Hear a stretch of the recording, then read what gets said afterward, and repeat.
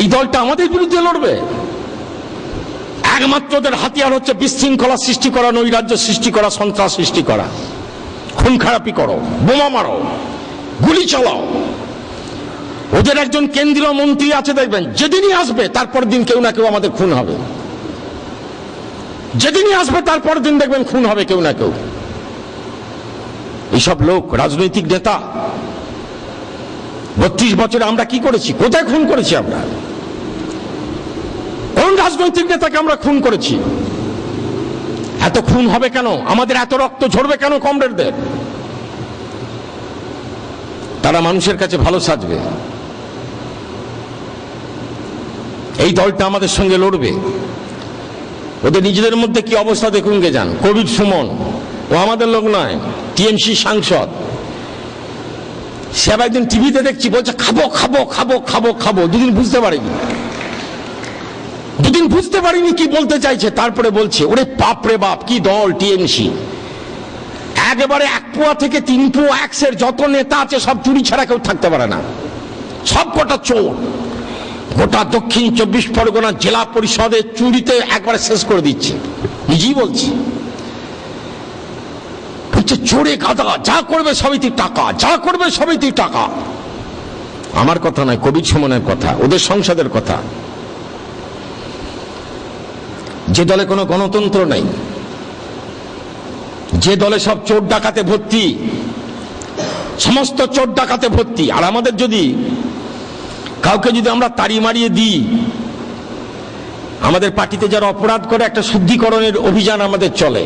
পার্টিতে যারা অন্যায় করে আমরা তাড়িয়ে দিই। ও মা, আমরা যাকে তাড়িয়ে দেবো সে ওই দলে যে হয়ে যাবে সহ সভাপতি। পোস্টটা একবারে ফাঁকা। দলটার এই চেহারা। একদিকে কংগ্রেস দিল্লিতে ক্ষমতায়, যা বাজেট তৈরি করেছে এর জন্য মানুষ তাকে ক্ষমা করবে না। মানুষ তলে চার অভিজ্ঞতা হচ্ছে মানুষের জীবনের সব থেকে শ্রেষ্ঠ শিক্ষক।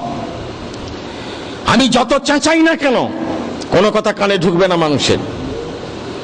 মানুষ চলে তার নিজের অভিজ্ঞতায়। অনেকদিন ধরে পৌরসভা কাটোয়ায় দেখছে, আমরা জানি না মানুষ ক্ষোভে ফেটে গেছেন, প্রকাশ করেননি মানুষ।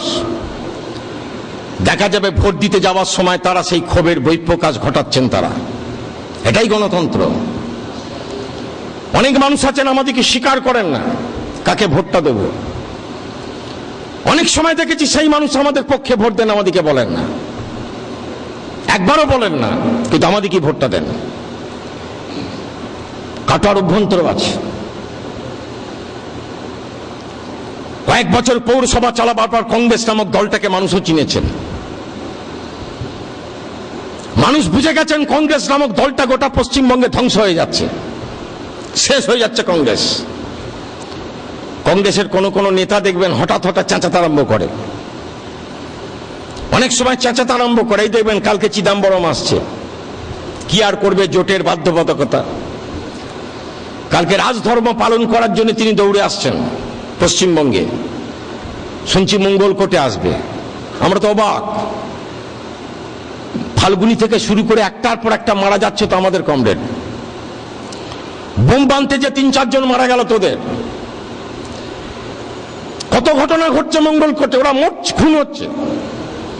বোম বাঁধতে যে খুন হচ্ছে, এলাকার সব মানুষ জানেন বোমা বাঁধতে যে মারা গেছে। কবর থেকে পুলিশ তুলছে বডি।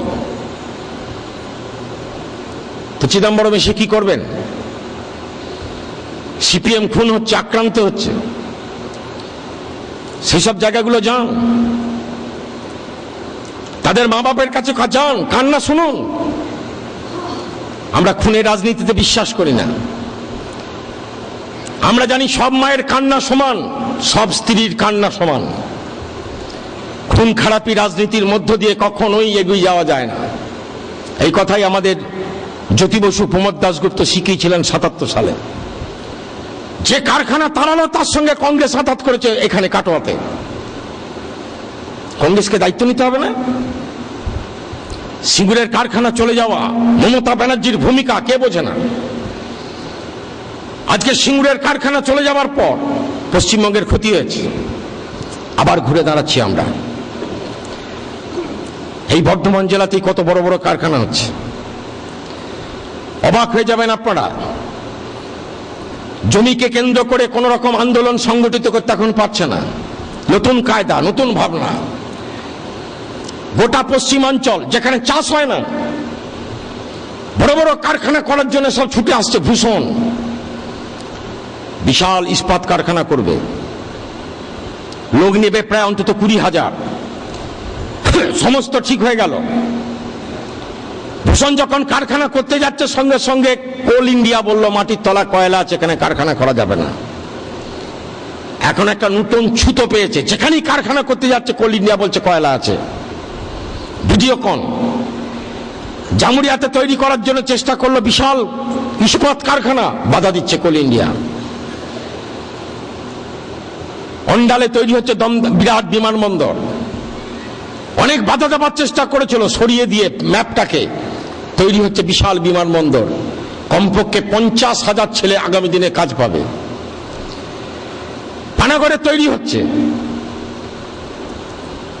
প্রায় 4,000 একর জমির ওপরে অজস্র কারখানা।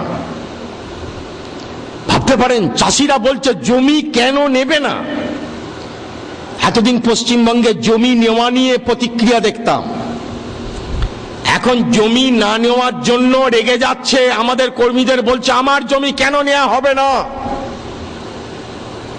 আমাদের কমরেডরা এখন নাকাল হয়ে যাচ্ছে, জমি নিতে হবে, কারখানা করতে হবে। কারণ কাঁকসার লোকেরা স্বাদ পেয়ে গেছে। কারখানা তৈরি হয়েছে কাঁকসাতে, প্রচুর প্রচুর ছেলে কাজ করছে। এখন পানাগড়ের এই সাইডে জমিগুলো 4,000 একর জমি, 1 লক্ষ ছেলে চাকরি পাবে, 1 লাখ ছেলে এইসব কারখানা হবার পর। ওইখানেই তো তৈরি হচ্ছে একটা বিরাট সার কারখানা, মিথেন গ্যাস দিয়ে তৈরি হবে সেই সার কারখানা। সেই সার কারখানা তৈরি হলে পশ্চিমবঙ্গে সারের চাহিদা অনেকটা মিটবে। বলুন, এই কাজ তো আমরা করার চেষ্টা করছি, আপ্রাণ চেষ্টা চলছে এগুলো যাতে করতে না পারে। পশ্চিমবঙ্গে কোনো উন্নয়ন করতে দেবো না। পশ্চিমবঙ্গে চলবে সবসময় অশান্তি, বিশৃঙ্খলা। কোনটা চান? উন্নয়ন চান, অশান্তি চান, বিশৃঙ্খলা চান? আপনাকে ঠিক করতে হবে। আমরা এগিয়ে যেতে চাই। আমরা মানুষ মনে করি মানুষ বুঝতে পারবে নিজের অভিজ্ঞতায়। যে কথা বলছিলাম, কাটোয়ার মতো একটা জায়গা, দীর্ঘদিন বিরোধীরা ক্ষমতায় আছে। আপনি দেখে আসুন, দাঁইহাট মাত্র 5 বছর ক্ষমতায় ছিল বিরোধীরা। মাত্র 5 বছরের মধ্যে দাঁইহাটের পরিকল্পনা দেখুন গে যান। ওখানে কলেজের দাবি উঠেছে। দাঁইহাটের মানুষ বলছে কলেজ চাই, কলেজ হবে দাঁইহাটে। দাঁইহাটে নতুন নতুন পরিকল্পনার জন্য ব্যবস্থা করেছি আমরা, বিশাল পরিকল্পনা। দাঁইহাটকে চমৎকার ভাবে সাজিয়ে তুলতে হবে, সেই পরিকল্পনা আমরা করেছি। কাটোয়ার ক্ষেত্রে কোনো পরিকল্পনা নেই।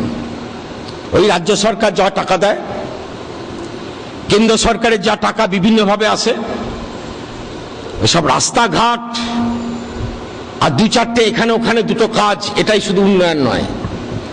উন্নয়ন অনেকগুলো দিক থেকে, শিক্ষা, স্বাস্থ্য, নিকাশি ব্যবস্থা, জল, সবকিছুকে নিয়ে হচ্ছে একটা নাগরিক পরিষেবা। আর তার সঙ্গে নতুন নতুন পরিকল্পনা। কারণ শহরটা বাড়ছে, শহর প্রতিদিন হু হু করে বাড়ছে। যেখানে শহর বাড়ছে সেখানে পরিকল্পিত উদ্যোগ নিয়ে শহরকে বাড়াতে হবে।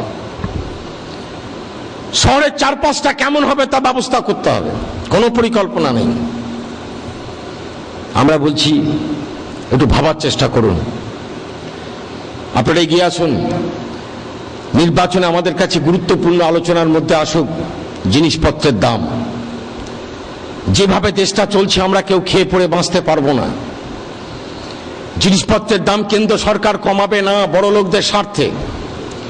ওরাই আগাম বাণিজ্য নীতি চালু করেছে। দেশটার ভয়ঙ্কর সর্বনাশ। জিনিসপত্রের দামটাকে নিয়ে ভাবুন, ভাবুন আমার ছেলেদের কর্মসংস্থানের ব্যাপারটা আগামী দিনে কোন জায়গায় দাঁড়াবে।